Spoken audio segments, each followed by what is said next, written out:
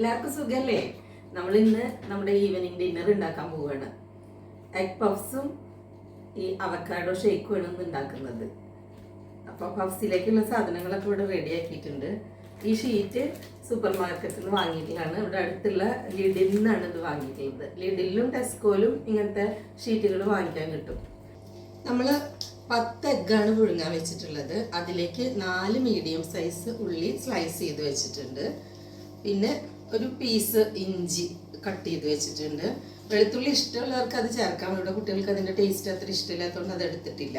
പിന്നെ കറിവേപ്പില, 2 ടൊമാറ്റോ, 2 പച്ചമുളക് എടുത്തിട്ടുള്ളൂ.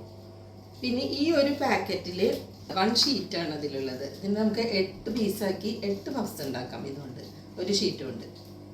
അപ്പോൾ നമ്മുടെ എഗ്ഗൊക്കെ പുഴുങ്ങി വന്നിട്ടുണ്ട്. അത് ഹാഫാക്കി കട്ട് ചെയ്തിട്ട് ഇവിടെ വെച്ചു.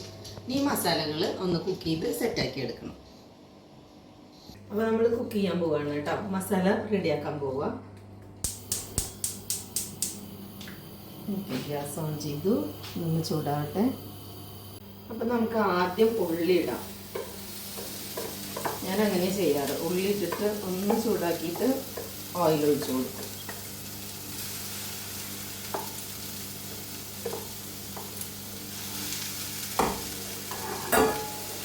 പെട്ടെന്ന് ഉള്ളി കുക്കായി കിട്ടും. ഉള്ളി ചൂടായതിന് ശേഷം ഈ ഓയിൽ കുറച്ചെല്ലാം ഒഴിക്കാൻ പോകാം കേട്ടോ. ഇത്തിരി ഓയിലാവേണ്ട, ആവശ്യത്തിനുള്ളത് മതി. ഇതിൻ്റെ കൂട്ടത്തിൽ കുറച്ച് ഉപ്പും കൂടി ഇട്ടാൽ പെട്ടെന്ന് കുക്കാവും.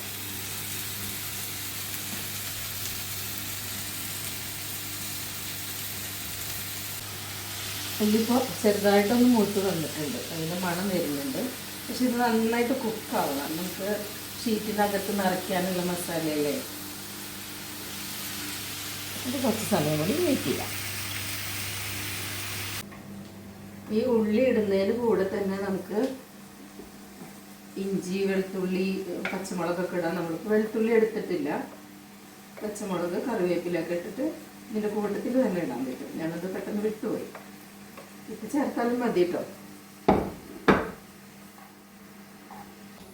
ഇടയ്ക്കൊന്ന് തുറന്ന് നോക്കണം കേട്ടോ. ചിലപ്പോൾ ഈ ഉള്ളി അടിയിൽ വെച്ചിട്ടുണ്ട്.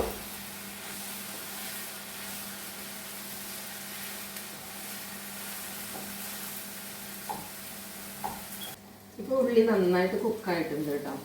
ഇതിലേക്ക് നമുക്ക് പൊടികളൊക്കെ ഇട്ട് കൊടുക്കാം.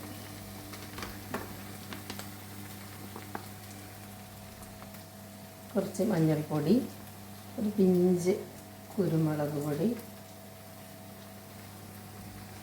മുളക് പൊടി, ചെറിയ എരിവ് മതി ഇതിലേക്ക്. പിന്നെ അല്പം ഗരം മസാല.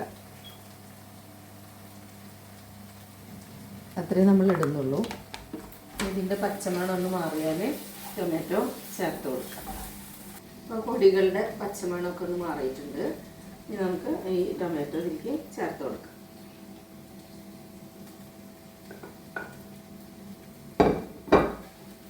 ടൊമാറ്റോ ഇതിലൊന്ന് മിക്സ് ചെയ്താൽ സ്റ്റൗ സിമ്മിലിട്ടിട്ട് നമുക്ക് അടച്ച് വയ്ക്കാം. 2 മിനിറ്റ് കഴിഞ്ഞിട്ട് തുറന്ന് നോക്കിയാൽ മതി. ടൊമാറ്റോ ഒക്കെ നന്നായി വെന്ത് പേസ്റ്റ് ആയിട്ടുണ്ട്. ഞാനിതിൽ ഒരു നുള്ള് ഷുഗർ ഇട്ടു കേട്ടോ. അത് ടേസ്റ്റ് ബാലൻസ് ആവാൻ വേണ്ടിയിട്ടാണ്. താല്പര്യമുള്ളവർക്ക് അത് ചെയ്യാം. നന്നായി കുക്കായിട്ടുണ്ട്. ഇതിവിടെ ഒന്ന് ചൂടാറട്ടെ കേട്ടോ. മസാല ചൂടാറിയിട്ടുണ്ട്. എഗ്ഗ് ഓൾറെഡി ഇവിടെ നേരത്തെ കട്ട് ചെയ്ത് വെച്ചിട്ടുണ്ട്. ഇനി ഈ ഷീറ്റ് കട്ട് ചെയ്തെടുക്കണം.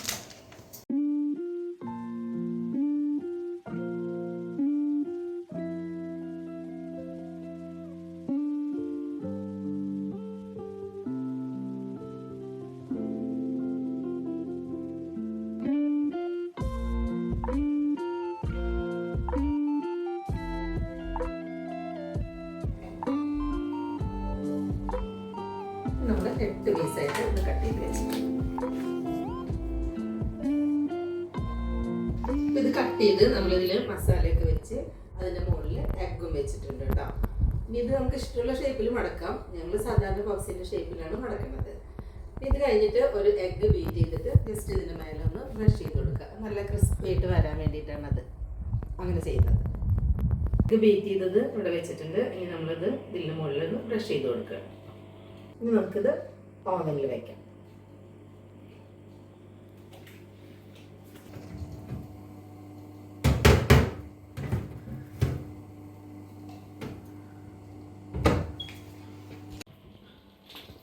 അപ്പം നമ്മുടെ പഫ്സും ഷേക്കും ഇവിടെ റെഡി ആയിട്ടുണ്ട്.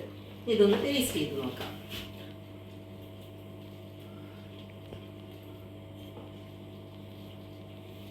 നല്ല ക്രിസ്പി ആൻഡ് ടേസ്റ്റി ആയിട്ടുണ്ട്.